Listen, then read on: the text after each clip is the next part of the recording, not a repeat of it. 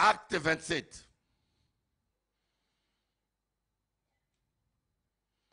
Je commence au verset 5. Après avoir traversé la mer qui baigne la Sicile et la Pamphylie, nous sommes arrivés à Myra, en Lycie. Là, le centenier trouva un navire d'Alexandrie à destination de l'Italie et nous y fit monter. Pendant plusieurs jours, nous avons navigué lentement. Nous avons atteint à grand-peine les parages des Cnides et comme le vent ne nous permettrait pas d'aborder, nous avons longé la crête vers Salomné. En la côtoyant avec peine, nous sommes arrivés à un lieu appelé Beauport, près duquel était la ville de Lacée. Un temps assez long était écoulé et la navigation devenait dangereuse car le jeûne était déjà passé. C'est pourquoi Paul leur donnait cet avertissement. Je vois que la navigation ne se fera pas sans péril et sans beaucoup de dommages, non seulement pour la cargaison, mais pour les navires, mais encore pour nos personnes. Mais le centenier se fiait au pilote et au capitaine du navire plutôt qu'aux paroles de Paul. Alléluia. Voilà quelque chose de terrible quand on n'écoute pas le Saint-Esprit. Voyez, des fois, il y a des chrétiens qui n'écoutent pas les hommes de Dieu. Quand un homme de Dieu te parle, ça peut t'éviter beaucoup d'angoisse. Et je ne vous dis pas d'écouter et d'obéir à un homme de Dieu aveuglement. Mais je vous dis que quand un homme de Dieu te parle sous l'onction, prête attention. Et c'est la raison pour laquelle j'ai dit la familiarité tue. Voilà pourquoi j'aime pas être trop familier avec les gens. Parce que quand tu es trop familier avec les gens, ces gens ne respectent plus l'onction qui est en toi. Ils sont habitués à rigoler avec toi, à bavarder avec toi. Même quand tu leur parles de la part du Seigneur, ils ont du mal à voir que c'est Dieu qui les parle. Voilà pourquoi même Jésus, dans son village natal, il n'était même plus utile. Pendant qu'il était allé, il n'a pu faire aucun miracle, mes amis. Jésus n'a pu faire aucun miracle. Un jour, j'ai posé la question. Je suis allé en Colombie. Il y a un moment ici, il y a 10 ans ou 15 ans, les gens disaient que Bishop Eli a perdu l'onction. Des chrétiens même. Et quand je suis allé en Colombie, mais j'ai vu Dieu agir d'une manière terrible. Je vous dis terrible, quand tu prends des enfants de 8 ans à 9 ans, j'ai ces vidéos encore. C'est les adultes encore, on peut dire qu'ils tombent parce qu'on les pousse. Mais des enfants de 8 à 9 ans, tu prends 12, tu le mets là, tu souffles et tous dorment. Un enfant de 4 ans ne peut pas faire de cinéma. Quand tu souffles sur lui, il dort pendant 1 heure par terre. J'ai vu des choses terribles. J'ai dit, mais Seigneur, pourquoi l'onction est différente? Il dit, parce qu'ici, ils ne sont pas habitués avec toi. Ils acceptent ta parole, ce que tu prêches comme tel. Ils ne sont pas. Voilà pourquoi un homme de Dieu, je dis bien au pasteur, ne soyez pas trop amis avec les gens. Nous sommes, humainement, on a envie de la compagnie. Humainement, on en a envie. Mais si tu veux avoir plus d'onction et être un instrument de bénédiction aux chrétiens, refuse trop d'amitié. Il faut mettre une limite. Comme ça, tu pourras être utile à eux. C'est dur quand tu n'as pas quelqu'un avec qui rigoler. C'est dur. Tu as envie de rigoler, mais tu n'as personne.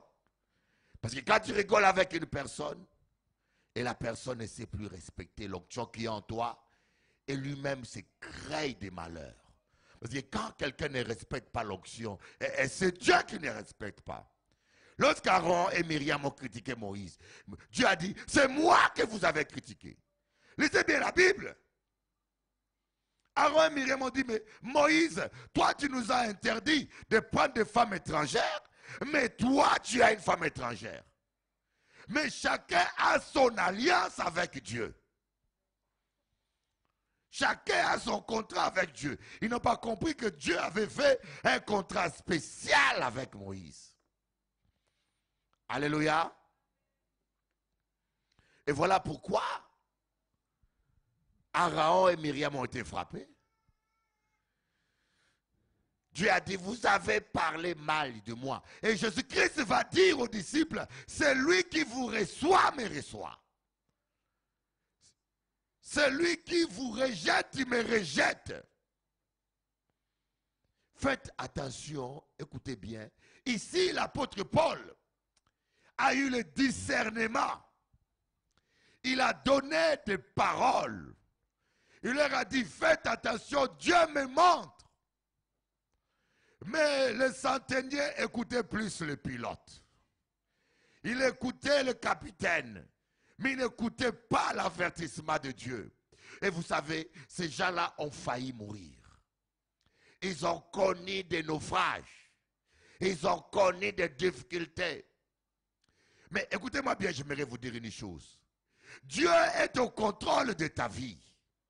Même les gens que tu vas croiser sur ton chemin, Dieu est au courant.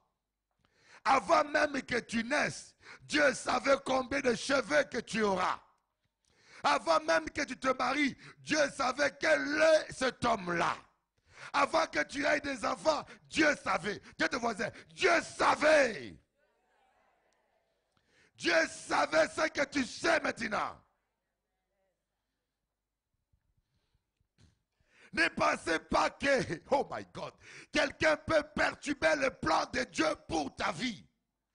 Ne pensez pas que quelqu'un peut changer la position de Dieu à ton sujet.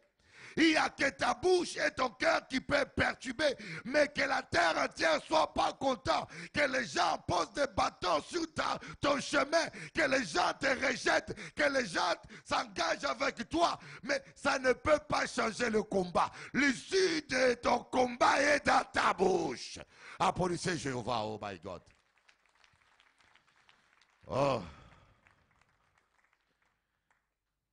Voilà pourquoi je vous dis que quelqu'un s'en aille, il n'a qu'à partir. Que quelqu'un vienne, gloire à Dieu.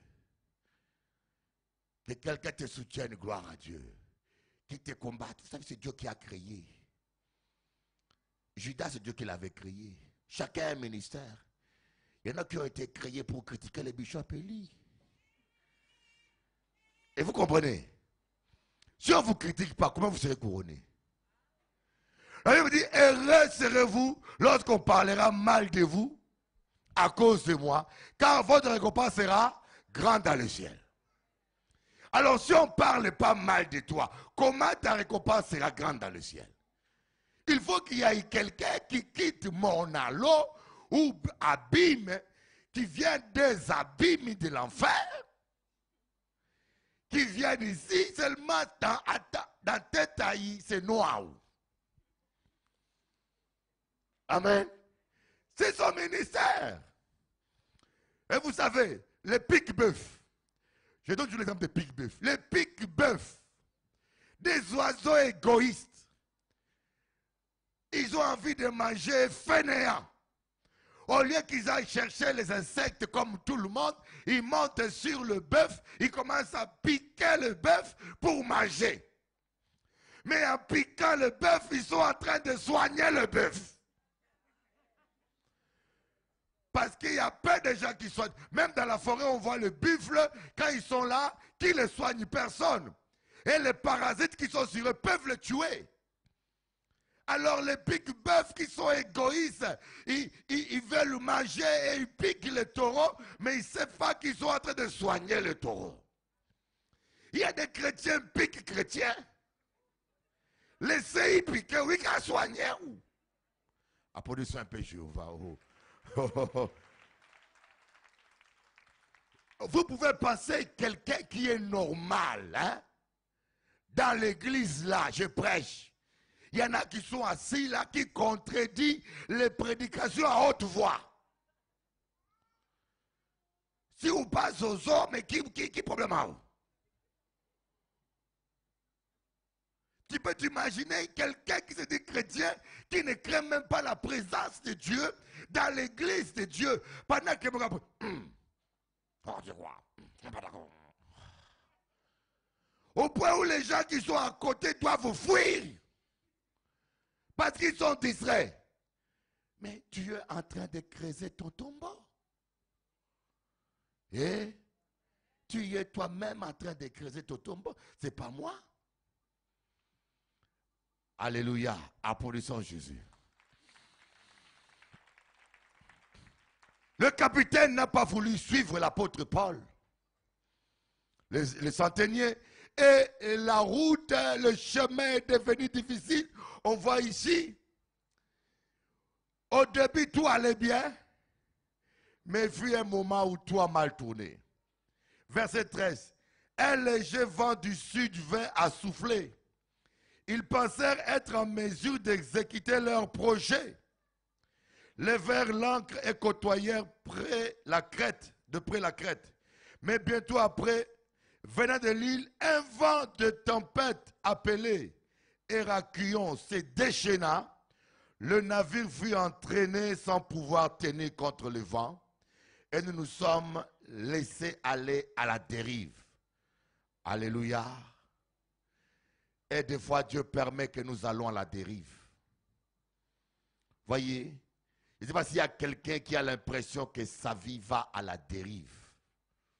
Je ne sais pas si quelqu'un qui a l'intention que son foyer va à la dérive. Qu'il y a une tempête, un vent qui s'est levé. Et quelque part, tu n'y es pour rien. Peut-être que les centeniers ne t'ont pas écouté. Mais parce que tu es dans ces bateaux-là, et tu payes leurs péchés. Des fois, tu es marié avec un homme qui ne veut pas écouter Dieu. Et tu lui parles, chérie, donnons la dîme, il ne veut pas. Mais comme tu es dans le même bateau avec lui, tu as l'impression que tu vas à la dérive. Mais Dieu connaît ta situation. Dieu ne permettra pas que tu périsses à cause d'un autre. Dis à ton voisin, Dieu connaît ta situation. La désobéissance des autres ne peuvent pas empêcher à Dieu d'accomplir sa volonté dans ta vie. Vous voyez, l'apôtre Paul, ce n'est pas parce que le problème que nous avons lorsque nous passons des moments difficiles, nous commençons à remettre Dieu en question. Nous commençons à douter de la fidélité de Dieu. On dit, mais je donne ma dîme, mais comment est-ce que ma situation est un peu compliquée? Ce n'est qu'un vent passager. Dis à ton voisin, ce n'est qu'un vent passager. Aïe, aïe, aïe. Il passera et d'autres viendront. Dis à ton voisin, mais tu atteindras ton but. Dieu a dit à Paul, tu vas voir César. Oh my God. Vous savez, le problème c'est ça, nous les chrétiens. Nous n'aimons pas les difficultés. C'est normal que le diable s'oppose. C'est normal que ton mari s'oppose. C'est normal que la famille s'oppose. C'est normal. Vous savez, des fois l'ennemi viendra. Il a toujours été comme ça. Il essaye toujours de contredire Dieu. Lorsque Dieu a promis à Abraham de lui donner des enfants, le diable est venu rendre Sarah stérile. Et ce monsieur est toujours comme ça. Mais n'oubliez jamais, il a toujours échoué. Et il échouera toujours. Alléluia. Un jour, je voulais avoir la révélation de l'adresse exacte où est le diable. Je dis, mais si quand embêtez-moi en l'eau, je vais savoir quelle est la rue et l'adresse, le numéro exact de sa maison. Et c'est là que j'ai compris que ce numéro, c'est 47. C'est le numéro de ma chaussure. Applaudissez Jésus. Oh, il habite là, au numéro 47, sous mon pied. Amen. Bon, il y en a qui sont 32 ou 21, je ne sais pas.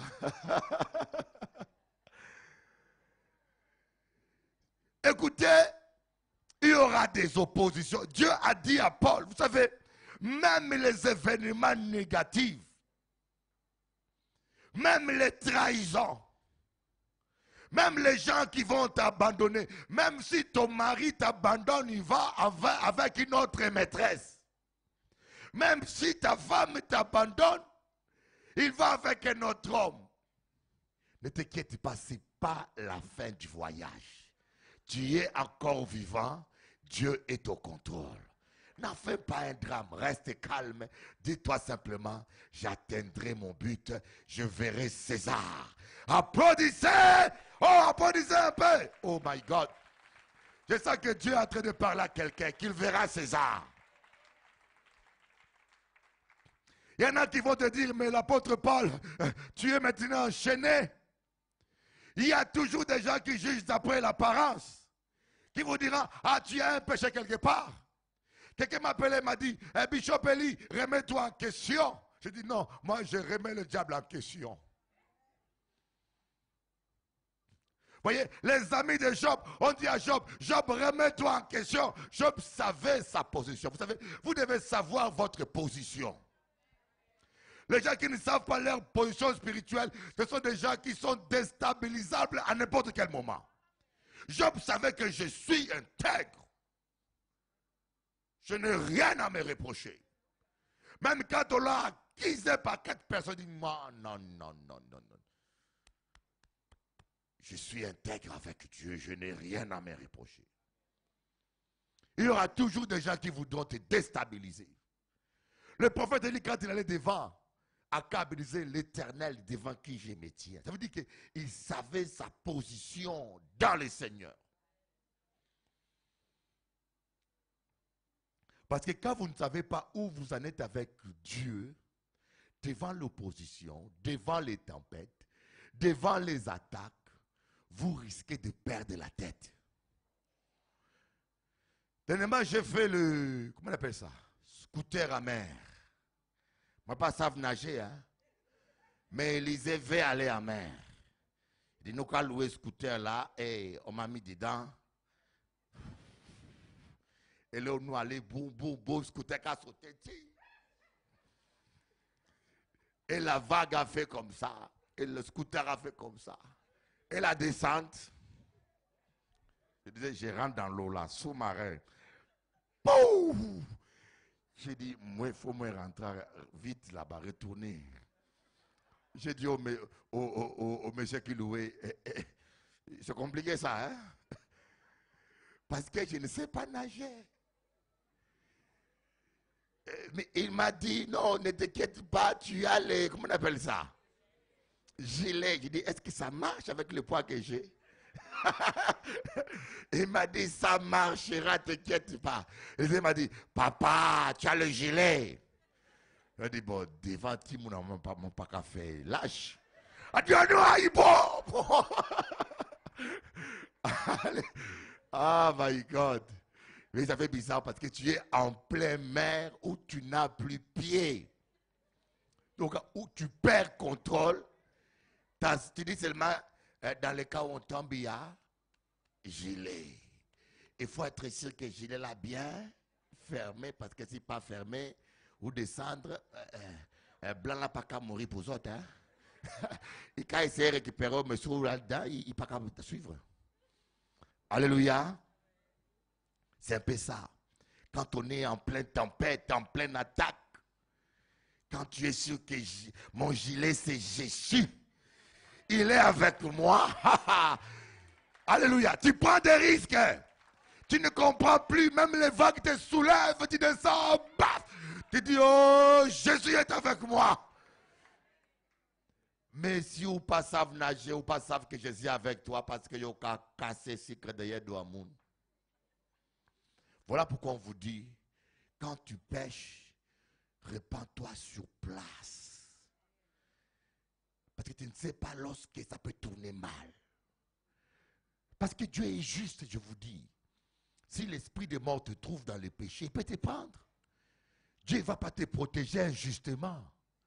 Il t'a dit veillez et priez. Vous ne savez pas l'heure. Le diable est un meurtrier, un voleur, un assassin. Il veut nous détruire. Voilà pourquoi il y a un vrai chrétien à 30 ans, à 40 ans. Oh, il est parti. Est-ce que Dieu veut qu'on parle aussi jeune? Non. Est-ce que Dieu veut qu'à 40 ans, tu laisses des enfants sans papa, malheureux? Non. Mais lorsque tu ne veilles pas, yo même kabad Satan tant détruit via autres. Yo qu'attendre l'évangile, on ne veut pas laisser concubinage là ça. Yo qu'attendre l'évangile, on ne veut pas laisser marier à moun. Oh, mais qu'à consoler, il est malheureux.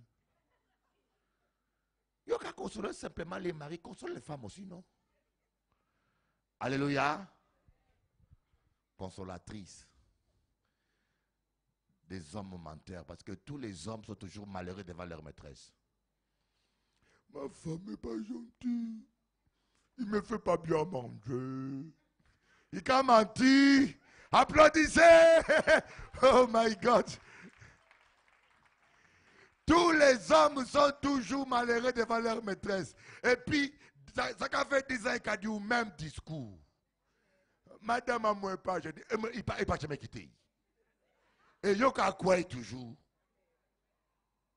Il y a quoi là, ma crocodile, là, quand tu as dit. Allons voir maintenant le verset 23. Je commence au 21. On n'avait pas mangé depuis longtemps. Alors Paul, debout au milieu des hommes, leur dit, vous aurez dû m'obéir et ne pas répartir des crêtes. Vous auriez évité ce péril et ce dommage. Maintenant, je vous exhorte à prendre courage, car aucun de vous ne perdra la vie. Seul le navire sera perdu. Un ange du Dieu à qui j'appartiens et rend un culte s'est approché de moi cette nuit. Oh my God. Et m'a dit, sois sans crainte, Paul, il faut que tu comparaisses devant César. Et voici que Dieu t'accorde la grâce de tous ceux qui naviguent avec toi. Applaudissons un peu Jéhovah. Oh my God.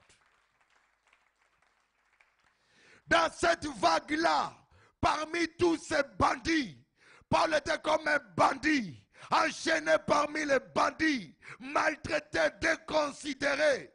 Les gens ne l'écoutaient pas comme un homme de Dieu. Les centeniers ne le considéraient pas. Si on ne te considère pas, n'en fais pas une histoire. On ne me respecte pas, je suis le pasteur. Ceux qui ne te respectent pas, un jour, ils vont reconnaître que Dieu t'a fait grâce. Dieu montrera toujours la différence.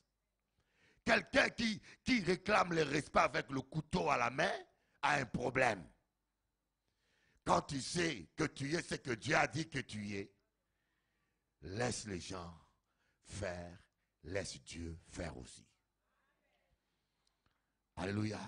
Dans cette tempête-là, tout le monde était là. Mais l'apôtre Paul, j'aimerais te dire, Dieu a l'œil sur toi. Même si tu es en tempête, Dieu a l'œil sur toi. Même si les gens te voient autrement, Dieu a l'œil sur toi. Même si les gens te voient pécheur, alors que ton péché a déjà été effacé, ton péché a déjà été oublié. Mais parfois les hommes n'oublieront pas ton péché.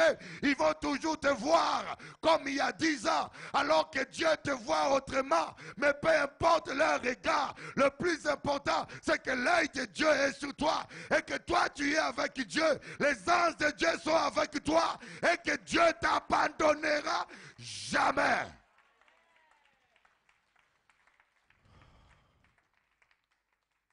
En pleine tempête, un ange est venu et a dit, Paul, ne t'inquiète pas. Il faut que tu comparaisses devant César.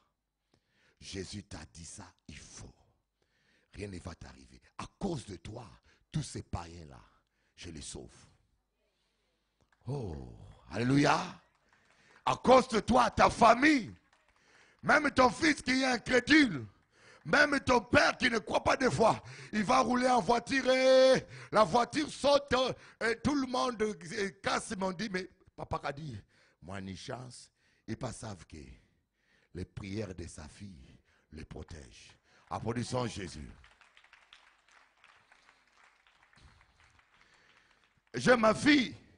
Dernièrement, il y avait, comment on appelle ça, une tempête de neige. Elle marchait. Elle allait étudier. Quand elle marchait, elle est arrivée à un niveau d'une maison. La neige avait ces 3 mètres combien de neige qui était au-dessus de l'immeuble. Elle ne savait pas. Et quand elle a voulu mettre un pas devant l'autre, son stylo est tombé. Elle s'est arrêtée. Elle a ramassé les stylos. Et le temps de mettre le deuxième pas, toute la neige qui était dans l'immeuble est tombée devant elle. Elle a dit, papa, le stylo ne serait pas tombé, la neige m'aurait enterré. Je dis, c'est normal. Ce n'est pas pour rien que ton père prie. Les anges de Dieu sont avec toi. Applaudissons Jéhovah. Nous, les enfants de Dieu, nous ne sommes pas de n'importe qui. Dis à ton voisin, tu n'es pas n'importe qui. Oh! Si du moins tu sers Dieu avec révérence, avec respect, ne servez pas Dieu en murmurant. Les gens qui murmurent annulent leur récompense.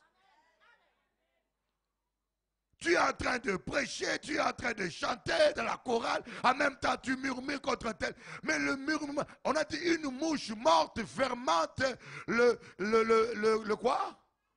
L'huile du parfumeur. Un peu de folie l'emporte sur la sagesse. Regardez toutes ces femmes-là, voyez-vous, allez dans la Bible, vous allez voir. Tous les gens qui ont été ressuscités, ils ont semé quelque chose. J'ai bien compté les résurrections dans la Bible. C'est 80 à 90% des gens qui ont sémé, que Dieu a ressuscité, ils ont investi financièrement quelque chose. Ils n'ont pas acheté la résurrection.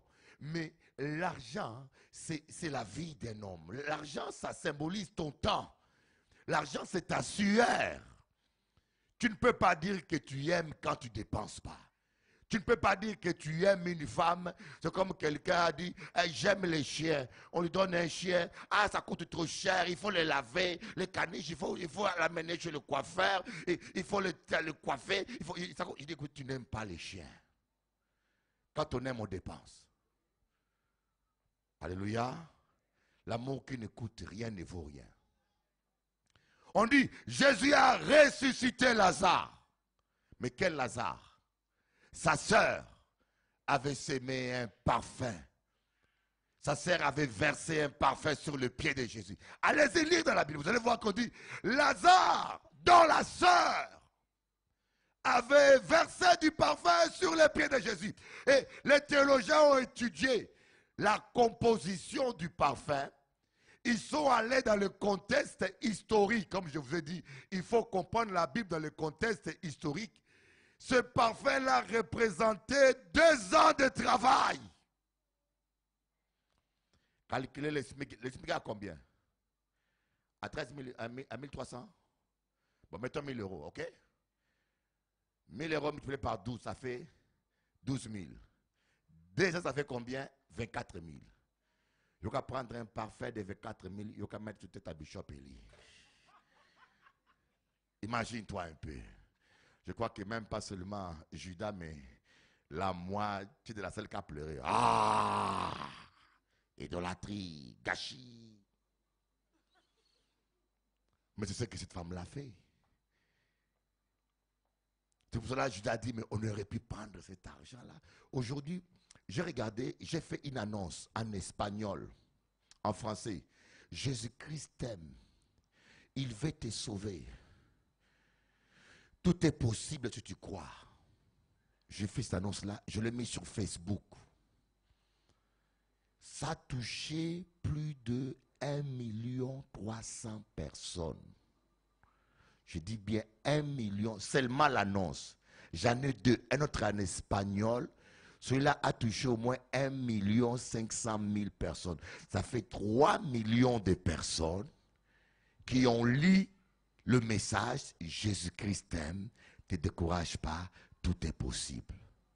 Ça m'a coûté à peu près 3 000 euros. Alors un monsieur m'a dit, Bishop Eli, tu gaspilles des sous. L'argent là, c'est bien pour les pauvres. Mais moi, je ne gaspille pas. Vous savez, tu peux ne pas bouger. Tu peux ne pas voyager. Mais ton argent que tu sèmes dans une œuvre qui travaille réellement pour Dieu, fera le travail pour toi et tu auras ta récompense. Applaudissons Jésus-Christ. Alléluia. Gloire à Dieu. Ce n'est pas tout le monde qui peut être à temps plein. Mais tu vois, quand tu mets ton offrande là, il y a toujours une récompense. Vous voyez, ils étaient perdus dans le bateau. Ils étaient perdus, désespérés. Mais Paul a écouté des paroles de Dieu et les a confessées. Il y a des gens qui ne confessent pas. Vous recevez un songe, vous recevez une révélation, confessez. Des fois, tu as un songe où tu as vu ton fils mort dans un cercueil.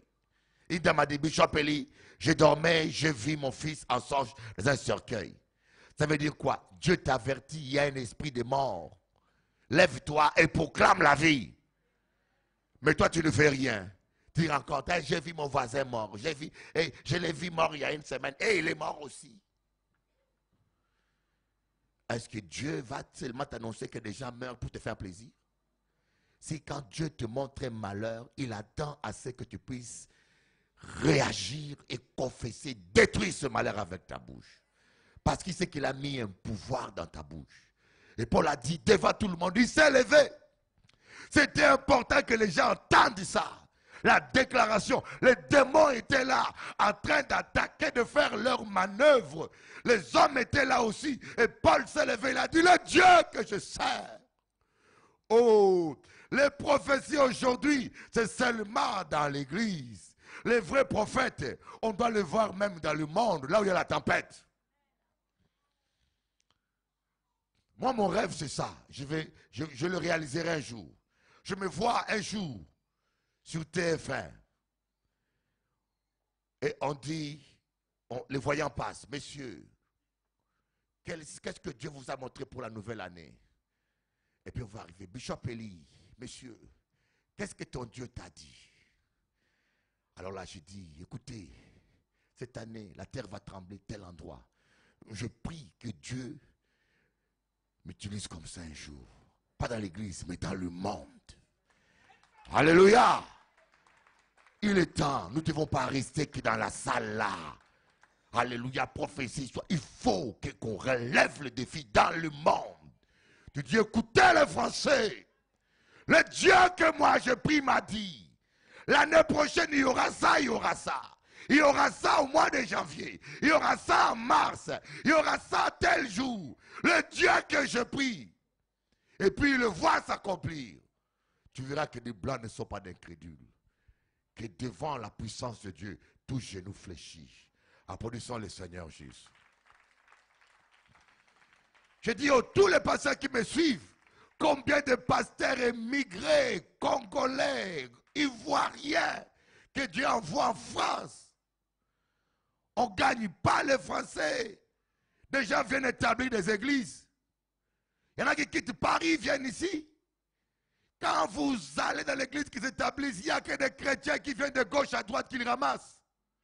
Et on s'appelle missionnaire. On ne gagne aucune âme. On divise, on prend les brebis de là-bas, les brebis de là-bas, les brebis de là-bas, et on les ressame. Et on dit, on fait l'œuvre de Dieu, j'établis des églises. Ça, c'est des faux apôtres. Un vrai apôtre jette le filet dans la foule. Là où il y a des gens qui sont morts. Là où il y a des âmes qui sont perdues. Et quand il tire, des âmes sont sauvées. On dit, des âmes sont sauvées. Applaudissons Jéhovah. Alléluia. Oh, Rabashondoro Baba. Et voyez, ce que l'apôtre Paul a dit est arrivé aussi. Il y a eu un naufrage, le navire a été perdu, tout le monde a été sauvé. Et quand l'apôtre Paul a voulu allumer un peu du feu, le diable est désespéré, s'est fâché. Il a dit, tous ces gens-là sauvés à cause de ce monsieur-là, moi qu'a tué. Une vipère est sortie, a attrapé son doigt. L'apôtre Paul a regardé la vipère et il a regardé la promesse de Jésus. Dieu m'a dit, je dois comparaître devant César. Ça veut dire que je ne peux pas mourir sans voir César. Mais le venin de ces vipères me dit que je dois mourir dans 5 minutes. Qui je crois, le venin ou la parole de Dieu? L'apôtre Paul dit non. Le Dieu que j'ai pris m'a jamais menti. Le vipère continue à mordre. Il a secoué sa main. Fais un peu ça, secoue un peu ta main, fais un peu ça. Vas-y. Voilà. Oui, laissez-les parler. Amen. Il a secoué seulement la main. La vipère est tombée dans le feu. Il n'a pas cherché médicaments, massage, machin, non. Les gens disent, ah, cet homme-là a à peine été sauvé de la tempête, maintenant c'est la vipère. Non, mais c'est diable. Il y en a qui t'appelleront diable, t'inquiète pas. Mais je vais dire une chose, bientôt ils vont changer d'avis. Applaudissons Jésus, bientôt ils vont changer d'avis. Je ne sais pas si dans ta famille on dit que tu es dans une secte avec le bishop Eli où tu as perdu la tête, où tu es devenu folle. Vous savez, elle dit, mais depuis qu'il y avait un bishop Eli, tête a pété. Là où nous avons dansé, comment on appelle ça? La danse de Guyane là. La danse guyanaise là, où les gens mettent les masques. Toulouloulou, tout. Vous n'avez rien dit? Touloulou! Il paraît danser Touloulou, il n'est pas normal. Les gens trouvent qu'on est malade quand on ne va pas danser Touloulou. Une femme qui cache son visage et puis qui se laisse toucher n'importe comment par un homme, Touloulou. Tous des loups, Touloulou. Tout est loup, amen. Mais ces gens ont dit, il va mourir. Après, ils ont changé d'avis. Voilà maintenant la clé. On va clôturer ici. On va lire dans Jérémie, chapitre 15, verset 19. Pasteur Ronald, organisez-vous avec Pasteur Jean ou avec Frère Nibert pour filmer. Hein. J'aimerais faire le montage. Je tiens à faire ça. C'est pourquoi ainsi parle l'Éternel. Si tu reviens à moi, je te ferai revenir à ton poste devant moi. Si tu sépares ce qui est précieux et de ce qui est vil, tu seras comme ma bouche. C'est à eux de revenir à toi, mais ce n'est pas à toi de revenir à eux. Si tu sépares ce qui est vil de ce qui est précieux, tu seras comme ma bouche. Voyez la bouche de Dieu, que la lumière soit et la lumière fut. Jésus a dit, tempête, calme-toi. La tempête s'est calmée. Est-ce que tu veux devenir comme la bouche de Dieu? Ne pas perdre toute la nuit à chasser un démon, mais passer toute la nuit à adorer Dieu. Et devant le diable, on ne gaspille pas notre temps. Tais-toi, sors et c'est fini. Si seulement tu sépares ce qui est vil, si tu enlèves les cancans de ta bouche, si tu arrêtes de casser les sucres avec tes dents, si tu sanctifies ta bouche, si tu dis Seigneur, je fais un pacte maintenant avec toi, plus rien de mal ne sortira dans ma bouche. Les mauvaises rumeurs, ça ne me concerne pas. Que quelqu'un a mangé un raton, c'est son problème. Ça ne m'intéresse pas de dire, hey, j'ai vu le voisin, j'ai vu Guillaume, il a mangé un raton. Alléluia. Vous savez, des fois, on répète des choses où on n'a rien à gagner. Tu n'es pas payé, tu n'es pas un reporter. Le diable ne te paye pas, mais il y a un coup de main. Mais parce que des fois, Dieu dit de la même bouche, de la même source, ne peut sortir l'eau douce et l'eau amère. Amen. Et quand tu vas sanctifier ta bouche, revenir à ton poste d'intercesseur, à ton poste d'adorateur, à ton poste de témoin, revenir dans la présence de Dieu, oublie, chacun rendra compte à Dieu de sa propre vie.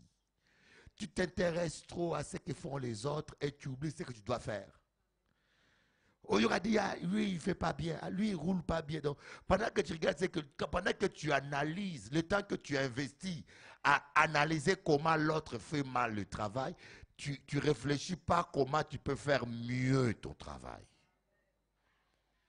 Passe le temps à investir ton temps sur ta vie. Comment est-ce que je peux améliorer? Et moi, j'ai dit à Pasteur François, réfléchissons. Je veux que l'église double. Je veux qu'on ait 2 cultes ici pleins. Après Jésus-Christ. Il y a encore des âmes à gagner. On doit aller ouvrir encore. La Guadeloupe est grande. Il y a encore des gens qu'on doit gagner. Voilà pourquoi nous allons faire des cours bibliques des leaders. Tous ceux qui veulent devenir leaders, créer une cellule, ils vont suivre une formation. Amen. On doit tous ouvrir des cellules. Vous devez ouvrir. Vous savez, quand vous servez Dieu, c'est quand Dieu vous bénit. Plus tu distribues l'huile, plus Dieu. Vous savez, quand on donne le pain, et Dieu multiplie le pain. Lorsque la veuve qui commençait à remplir l'huile dans d'autres jarres, ça s'est multiplié. Lorsqu'elle a arrêté, le miracle s'est arrêté. C'est nous qui arrêtons le miracle quand on s'arrête. Il faut servir Dieu, ne jamais t'arrêter malgré les cancans et la tempête. On se lève pour applaudir le Seigneur notre Dieu. Applaudissons Jéhovah. Alléluia. Gloria baba baba shondoro baba shaka baba yondoro. Alléluia. Nous t'adorons Jésus. Nous adorons. Élevez les mains du ciel, t'adorons. J'entends ce chant-là. Alléluia. Amen.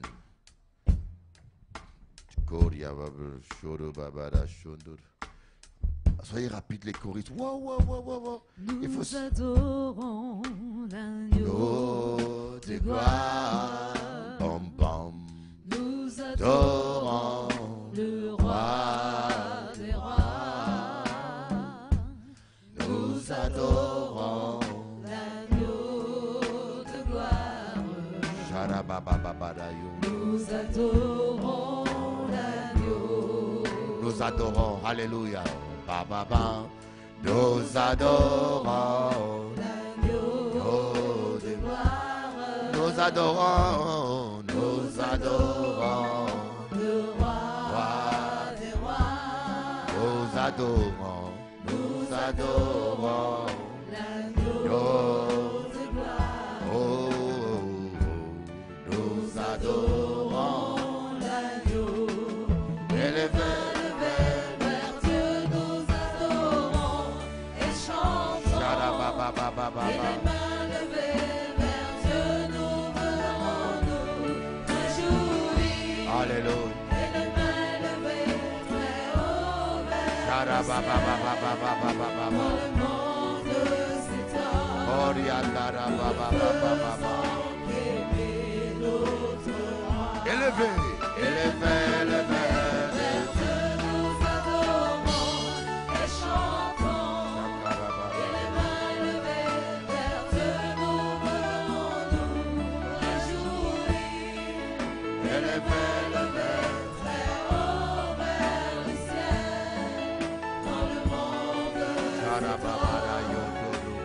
faisons qu'aimer notre roi.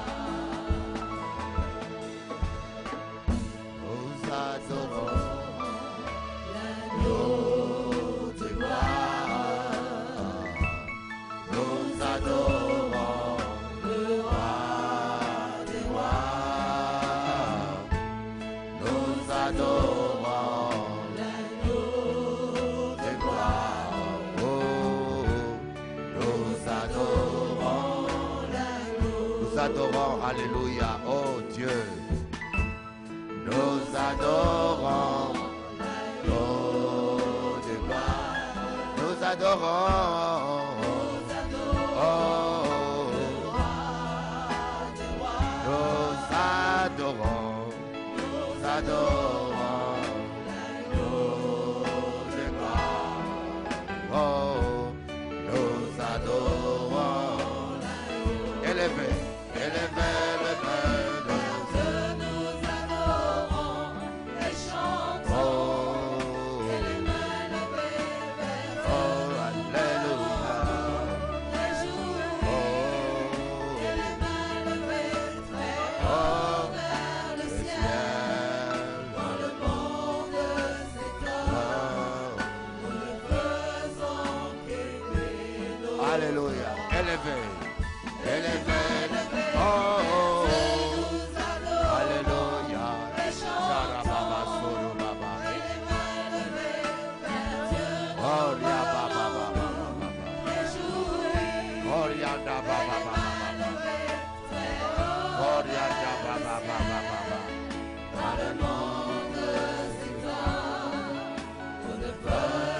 Élevez les mains.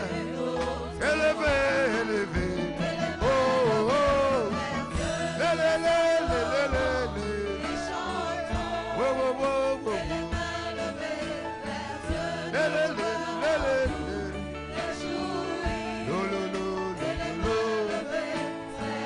Oh, Shabbat Shalom, Baba Shaka. Oh, Yada, Baba, Baba. Élevez, élevez, élevez, élevez. Élève. Même dans la tempête, élève. Même dans la tempête, élève. Lé, lé, lé, lé, lé, lé. Oh, oh. Ah, ba, ba, ba, ba. Da, da, da, da, da, da. Élevez, élevez, élevez, Jésus. Oh, oh, oh, oh, oh. Alléluia.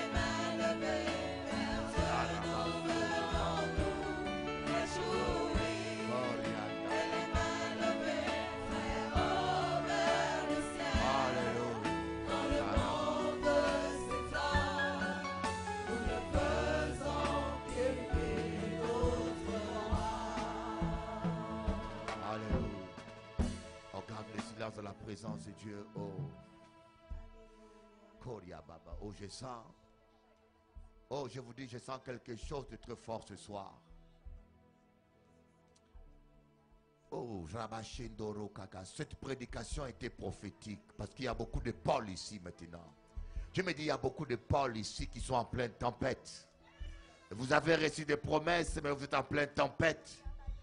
Il y a des gens qui ne vous ont pas écouté, qui vous ont conduit dans des chemins compliqués. Oui, protocole, soyez prêts.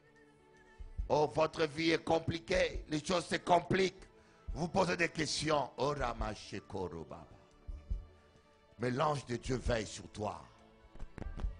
Arrête de t'inquiéter. Arrête de regarder à gauche, à droite. Sache que l'œil de Dieu est sur toi. L'ange de Dieu veille sur toi. Tu verras César. Ce que Dieu t'a promis, tu le verras. Ne doute pas un seul instant. Ce que Dieu a dit, il le fera. Aucun homme ne peut contredire ton Dieu. Aucun homme ne peut s'opposer à Dieu, aussi fort soit-il. 1000 tomberont à ta gauche, 10 000 à ta droite, rien ne t'atteindra.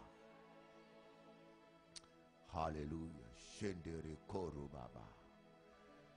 On va rester un peu l'autre dans la présence de Dieu. Je sens que le Saint-Esprit, il y a quelque chose de prophétique et de fort que l'Esprit de Dieu est en train de faire maintenant. Et je le sens dans mon cœur que le Seigneur désire que tu changes de dimension. Et je sais que